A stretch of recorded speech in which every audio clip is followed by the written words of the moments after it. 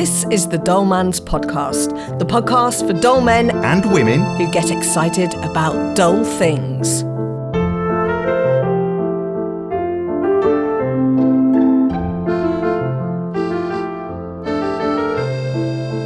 Welcome to another Dull Man's Podcast. We are very happy to be here, and we are very happy again to have Katie Ford with us. Katie, thank you for joining us again. Katie Ford in the house.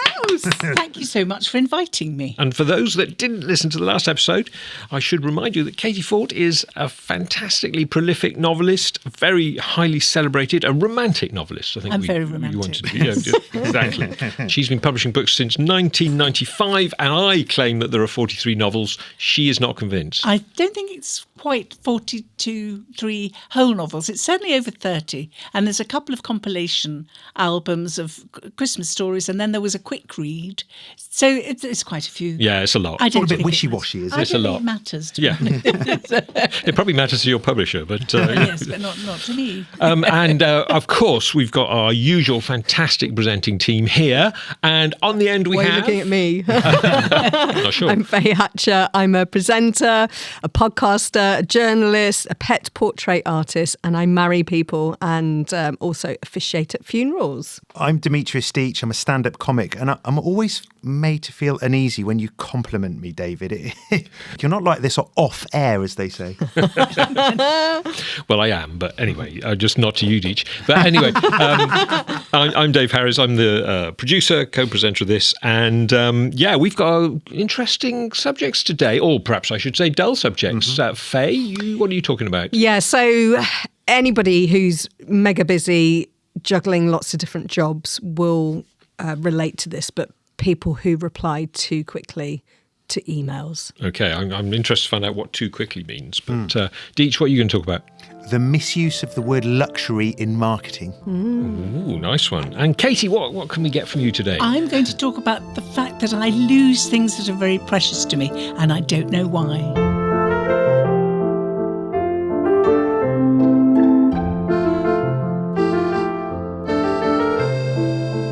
Before we get started, I have got some more feedback because I know you love this section of the podcast. Yes. So if you don your headphones, everybody, depends how I the will feedback goes. play you some feedback, which I hope you will appreciate. This is Glynnis from Hampton in Arden, leaving a message about your Dull Man's Podcast. I've listened to it with indifference several I love times this guy now, already. and it's right up my street, to be honest with you. I was particularly moved by Dave's contribution. I mean, Dave's contributions are always the best, but this was particularly good. The one Is it about Duxford. Man of taste. Duxford, what a wonderful place. Well, first of all, when Deech said to Dave, so where is Duxford Museum? Well, who wrote Beethoven's Third Symphony, Deech? You shouldn't really have to ask where is Duxford Museum. It's in the name, isn't it? Anyway, Okay. the wonderful thing was, as I was Getting listening to roasted. it, just after I'd finished listening to it, I turned on the television, and what was on but Guy Martin, who is the dull man's dull man, if you ask me, and very sexy with it. Guy Martin was there at Duxford Museum, restoring a Spitfire to its original condition. So there you go. There was the man, the Welshman from Hampton in Arden, or wherever it was, getting very dull about renovating Spitfires and things, and telling you off, Deech, as well. We'll ask Frankly. him where Duxford was. Where Duxford is. I wanted specifics as to where it was in the UK I know or in you the did, Dan. world. I know you but did. no, I get his point, and I will take that on the chin. Yeah, is Guy Martin? Is it Guy Martin? Guy Martin, right. yeah. Is Guy Martin? Is he a dull man's dull man? I've not watched him very much. He's like the modern version Yes. of Fred Dibner. Yeah. Good comparison. And he is quite sexy. He's a younger guy. Yeah. Each yeah. their own. He's He's rugged sexier and he than knows his Fred way Dibner. around He's a quite good motorbike. I thought Fred Dibner was sexy, obviously. Yeah, Oh, he is, yeah. But honestly, when he climbs those chimneys, God, Yeah. just Sexy steeplejack. don't know how he does Calendar 2025.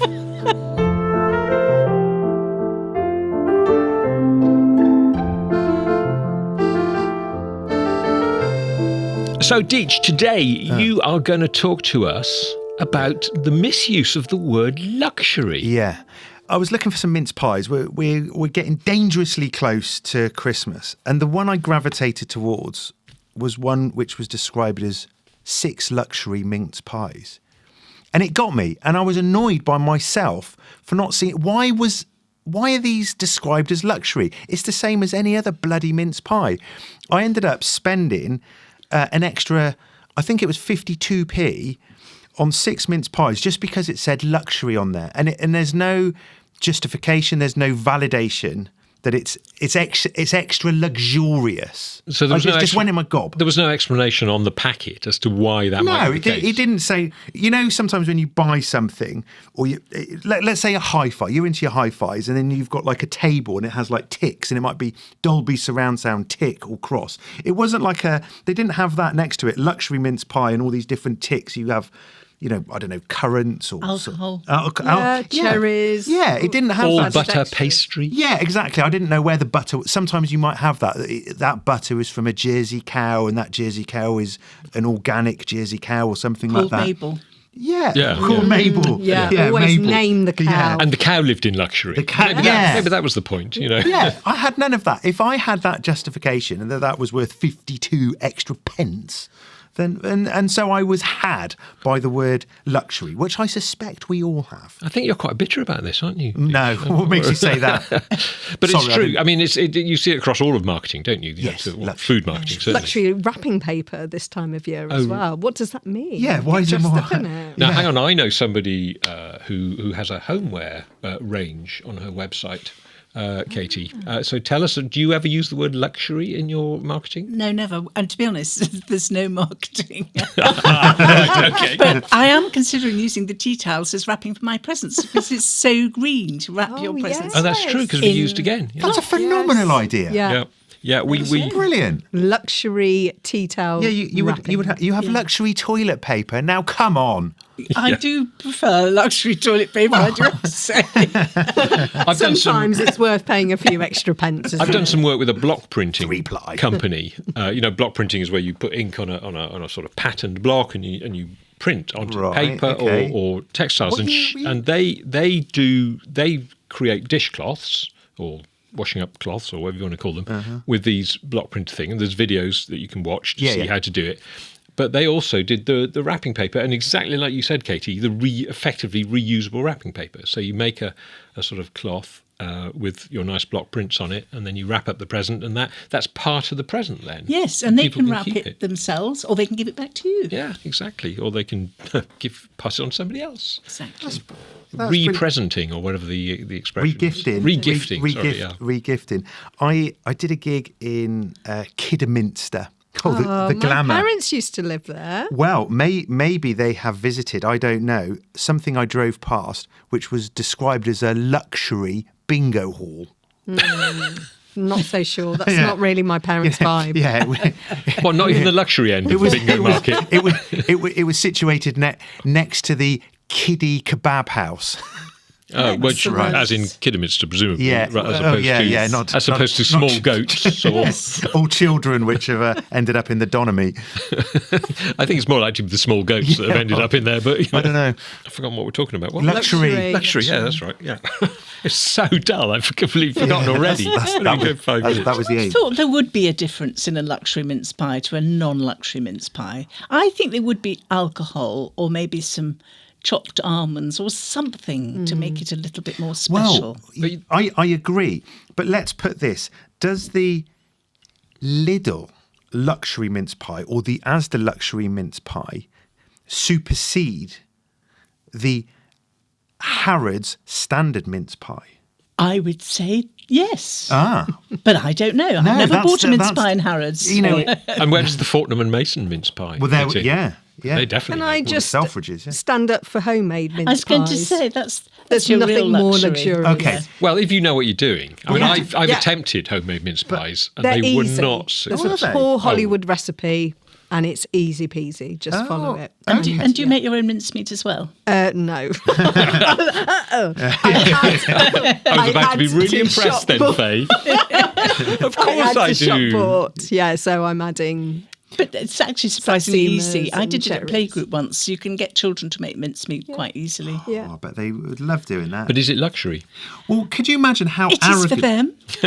how arrogant Bit would of it be, Lego in Faye, there. if you imagine, in a dream would be invited to your house for Christmas cherry and that, and you say, "Oh, Deech, Dave, Katie, I've made some mince pies. Oh, brilliant!" And then you re-describe them as being luxury. It would just sound quite arrogant, wouldn't it? Yeah, it would. Yes, I'd just You say get your mince said- pies. you'd No, get your they're cake. luxury mince pies. Yeah, I would go down that route actually. If I'd made them, I'd say have some luxury mince pies. Well, you could have two. You could have two plates, one luxury, one standard, and we'd know there's sort of the hierarchy of your friendship group as to who got the standard. It's a and who got the dangerous luxury. game to play because you're setting the bar really high. A for blind yourself, aren't you? tasting. I mean, and of course they do this every year, don't they? There's some consumer magazine or whatever will do a blind tasting, Yes. and they'll The say, best "Oh, this mince year pies. it's the Waitrose mince pies that come out top, or the Tesco's ones, or the Co-op It's quite ones." often Lidl. It quite often is, yeah, exactly, and so the word luxury probably doesn't even come into it. I think if you were offering at home, if you were offering a plate of mince pies and people were hanging back and not taking them, then you might say they're luxury. And there's like a fight of hands. Yeah. No, I'm okay. Deech, what about the use of the word luxury in other things, like say a luxury hotel or something like Yeah. that? I mean, are you happy with that, or are you going to do you sort of demand satisfaction at the front desk? How luxurious. That's the kind of thing I would do I would phone them out and say, "Can you tell me the luxuriousness of your hotel and why it's got that?" But you do, well, yeah, exactly. You do that. But that is marketing, isn't it? And my wife, she self-admits that she gets bought in by marketing. So imagine you eat sausages, right? You buy sausages, but if their packaging looks like brown paper, you will pay extra for it. Because it looks like a farmer has been, doing all of that and wrapping it up himself. So you do get brought up, and that would say luxury sausages. Yeah, I suppose so. I get brought in by the lot. Luxury sausages, that does sound like a sort of oxymoron. I mean, how could a sausage be luxury? I mean, a sausage is a sausage. I mean, they're yummy. Oh, it wasn't luxury for the pig. Yeah. Well, quite.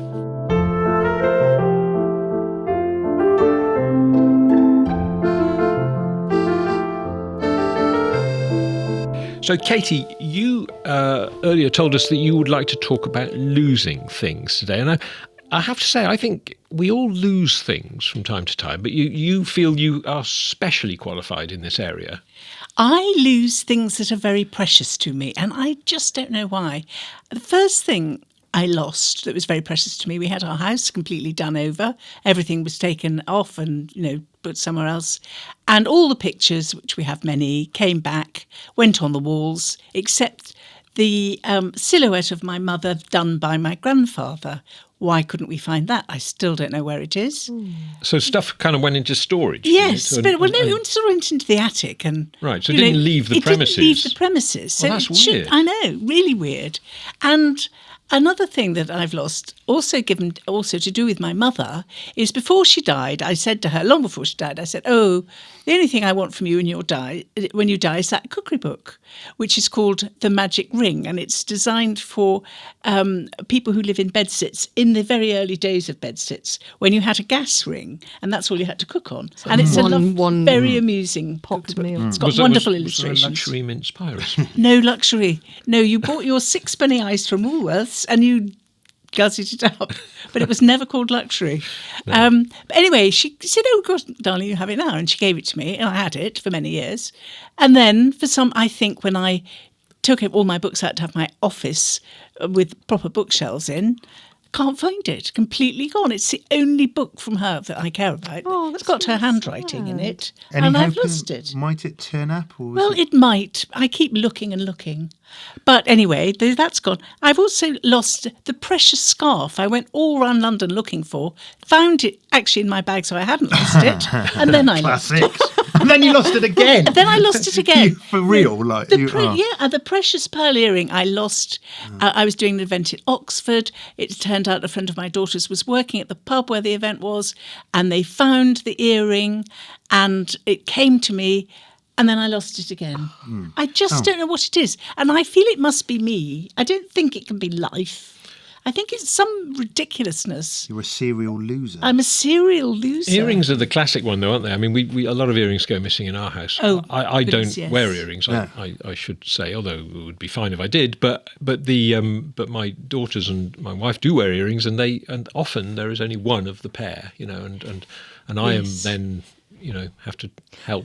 Try You can understand that because they're so so tiny, small. aren't they? Yeah, yeah, but absolutely. things like paintings and scarves, they're Yes. really, They're big. and books. Well, they take up yeah, space. But yeah. Faye, you've got form with this, haven't you? Hi. Yeah, you mentioned in a previous podcast about losing your Bank cards. Losing bank cards. Yeah, I don't think I have got form. If you talk to my husband, there was a spell where I kept losing things, but in my lifetime, I've only lost my bank card, I think, 3 times. And if you imagine, Well, that's 3 more times than I've lost mine. all right. But I don't know what it is. I think maybe you put so much emphasis on that thing being very important, and the fact that it's come back, you thought you lost it. So maybe you are slightly more Or relaxed. you relax. Yeah. You and then relax. and It's then like, it's somewhere okay, it's fine. goes. I've lost it once. That's never going to happen again. And I- of course it does. And it I does. lose things as much as the next man. But what I'm really bad at is finding things. I'm really bad at finding things. And I actually Googled once how to find items that you've lost. And one of the best tips they give you is when you search an area, only ever search it once. So if you're searching your handbag, only ever search in there once, never go back there. And make that as a rule, because you will then search it to absolute death. You will look everywhere because you're never going to go back there. You know, when we search for something we've lost, we just panic and just scatter Yeah. around and open a cupboard door and shut it and pull a drawer open. You open up your handbag, you'll just feel your pockets instead of actually putting your hand right in and getting everything out. And that works really well. Okay.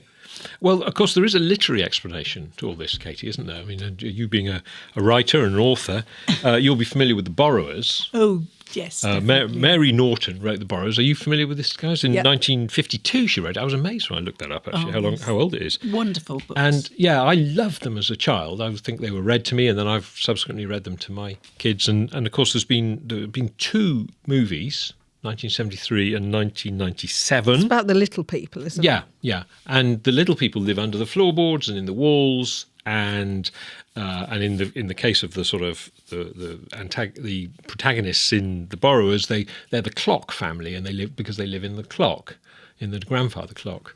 And they've got lovely names like Arietti Clock. Yes, and their names are borrowed as well because they're not quite like of human names. Because she's Yes. Harrietty instead of Harriet. Yeah, and the mother's Pod Homily and Homily instead of Yeah. Emily. I mean, it's just all slightly. Yeah. But they're wonderful, wonderful stories, and I think there was a BBC series done as well with Stephen Fry, Chris Eccleston, Victoria Wood was in it, believe it or not, and they keep resurfacing these stories for new generations because they are so lovely. But the thing is that the things that I have lost are not the things that borrowers would take. They might well take an earring, Yes, I suppose a cookbook or a painting but they would wouldn't be really tricky. want a cookbook. No, not Couldn't really. couldn't get it in the clock. No. New brand of borrower. And imagine having to turn the page and heave it up with both hands. Yeah, all right, fair And enough. this enormous writing.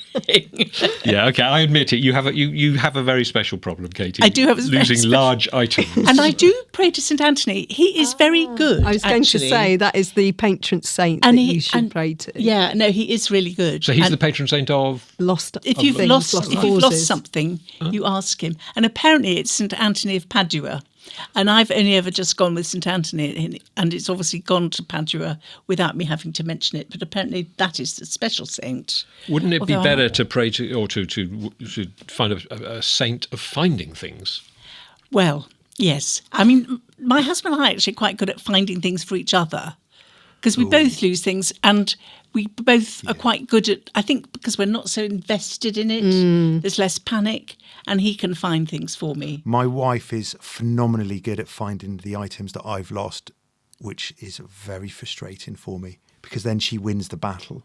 Because she always says that I lose things. But the thing is, I put things down. So I'll put, say, look, my car keys. So I'll put them down, let's say on the kitchen table.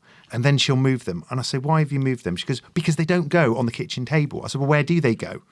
And she says, well, It doesn't matter where they go, but they don't go on the kitchen table. So I just get a list of vetoed places to put different items rather than the place. I just want the one place I'm allowed to put my different things. Well, I thought keys went in a bowl. Am I wrong?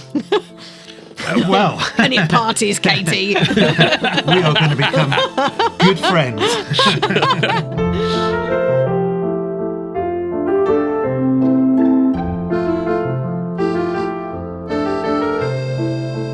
Faye, you're going to talk to us today about people who answer emails too quickly. Yes. Your line is tensing already. I'm really busy. I'm juggling so many different hats at the moment, and I've got quite a few masters that I answer to, and I've got 2 different email accounts. So when I go through my emails, somebody's corresponded, I try and get back as quickly as I can. But sometimes that's difficult, isn't it? When you're out doing jobs, I'm out and about quite a lot. But I am pretty good at getting back to people very quickly, so within 1 or 2 days. And that takes a lot of effort to sit down and go through every single email, read the email, absorb it. What are they asking? What do they need from me? And then, coming up with a good, solid reply. And my frustration is the people that I've emailed will come back to me instantaneously. Oh, they're too quick. They're too quick. Oh, you'd rather a delay. It's because they've got nothing else in their life. Exactly, Katie. So are you jealous? Bang on the money. Are you jealous then? I'm really jealous. Yeah. Because I've sat down, like I say, digested what they want from me, need from me, a considered reply. I put everything into this email and they've just banged this email straight back to me. And do you think their response, their very quick response, do you think it's not considered enough? Is that part of the issue? A little bit, perhaps. They haven't read your email properly, perhaps. Yeah, and, this often comes back, you follow the thread through of an email and they start asking questions that you've already answered in a previous email. It's like, but I answered that. And you end up... So annoying. Yeah. See previous email in the thread. Yeah. If they'd only taken a little bit more time Yes. to read through everything and then come back, maybe a day or 2, like that would really help me out as well. does it put so you then under- it's just, you're just chasing your tail all the time. Yeah. Are you put under pressure though because they get responded that you feel that you have Yes. to be? Yes. It's like a game of tennis. Yeah. You're like, I don't want tennis. Yeah. I want something else. I want a nice game of bowls.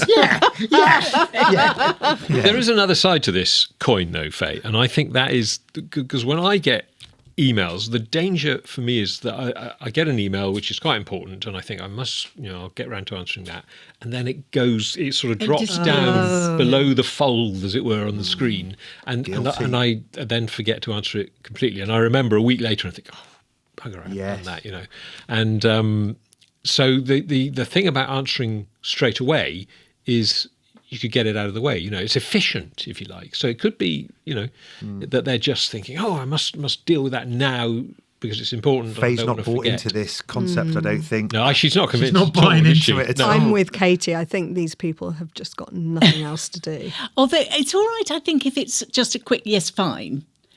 But I'll tell you something else I hate, which is sort of similar, is people who, when it's a group email and say, can you do the 28th? And you get everyone saying, I could do the 28th, I could do and there's only one person needs to know whether you can do the 28th. And they're just making a thing. And they answer to the group when they only should be answering to the person. That who is sent the email. absolutely spot Yes. on. I'm trying to organise a social for colleagues at the moment that I work with at the council, and I have somehow become social secretary, and this is exactly what has happened. The date was fixed. People are replying all rather than just replying to me, and then one of my colleagues threw in another date, an alternative date, and I've had to deal with all of that, so I'm getting really stressed about it. God, I would kill her. If you've found a Justifiably. date, Justifiably, you've sent the email, you've had replies, sorry, there is no other date. Yes, No, exactly. I've just been yeah. too good about it. too accepting. Yeah, that's the trouble, isn't it? And of course, WhatsApp groups are the sort of slightly more modern equivalent of this, aren't they? Where you get, again, you'll be in a group, whether it's in my case, it's the village group or that I live in, or it The village people. or that's right, the village people group. Dave, what are you dressing up today as? Because I don't want to clash with you. Are you going to be the policeman or the I'm the construction worker. construction? Yeah, exactly. Yeah. My turn to be the construction know. worker. It is. You got. But you know that thing in those group WhatsApps, Yeah.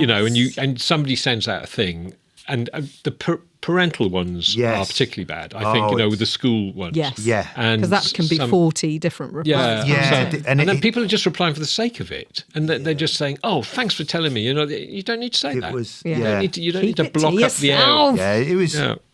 To me, it's just like George Orwell's 1984. Those group parental WhatsApp groups. Everyone sort of. It's just like Big Brother, isn't it? They all know your business. And Well, only if you put it on there. Yeah, I think if he could see a vision of the future, it wasn't a jackboot kicking you in the face. It was a parental WhatsApp group. And then people say, well, just leave the group. And it's very clearly noted that you've left the Yes. group. Yes. Faye has left the Yeah, group. yeah, Woo, woo, yeah. woo. Bye. Yeah. She did that with the Dolmans podcast thing. Did you It was just remember that? it was just another WhatsApp just No, group too- I that can't. It was haven't just got- I can't bear this trivia. It was just I'm too going. much. You two are Too just dumb. like, oh, was I okay in that Yeah, episode? yeah. Tell me how good I was, please. It was all too needy. Katie, did you get involved in WhatsApp groups? Well, I do, but they're smaller. Although I have to say, I have a watch which counts my heart rate and things because I have a heart condition.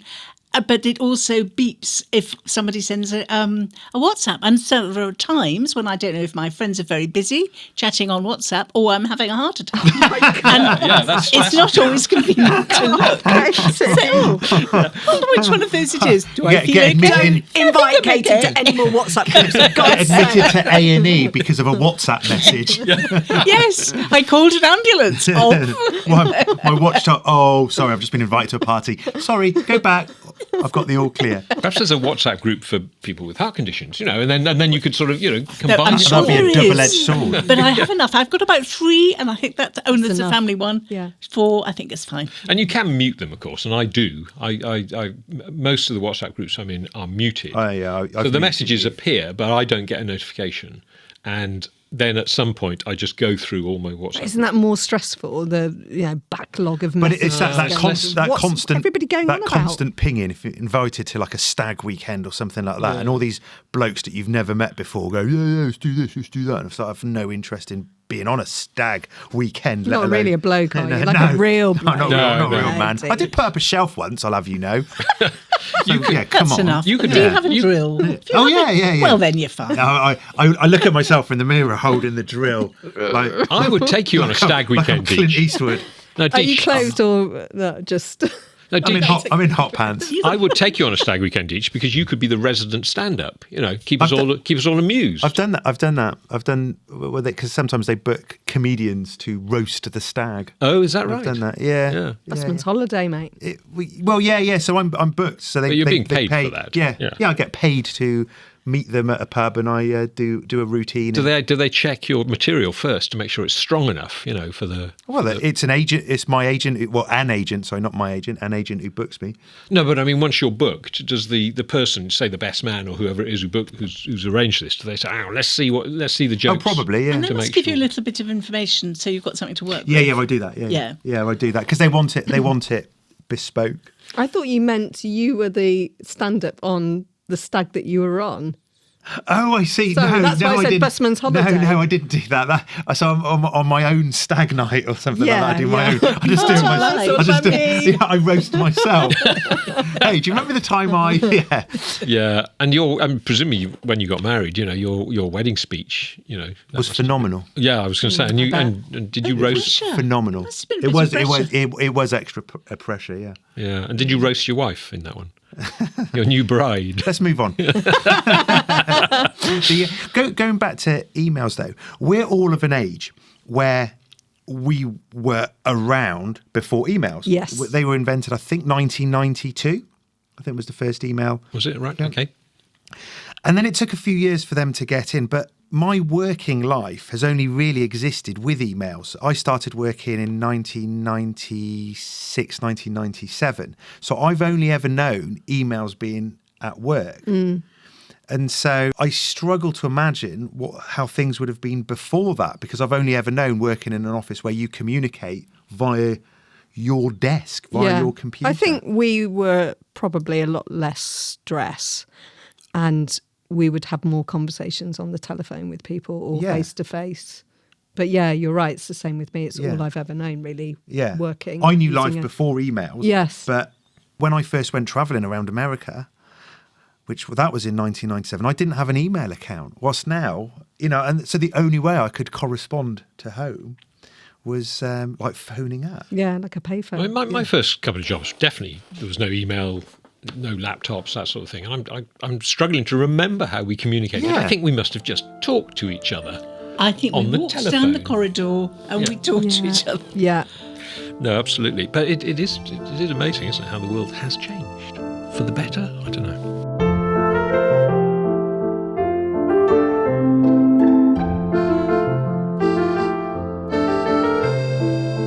Well, thank you very much once again for listening to the Dullmans podcast. Thank you very much, Katie. It's been fabulous having you on the podcast. Really enjoyed having you here. Well, it's been an absolute pleasure. Thank you very much for inviting me. Okay, my name is Dave Harris. I've been producing this load of dullness.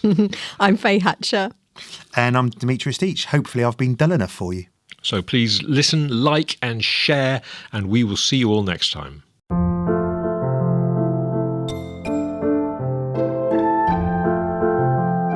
If you've enjoyed listening to the Dullmans podcast, please subscribe so you never miss an episode. And don't forget to tell all your friends to listen too, wherever they get their podcasts.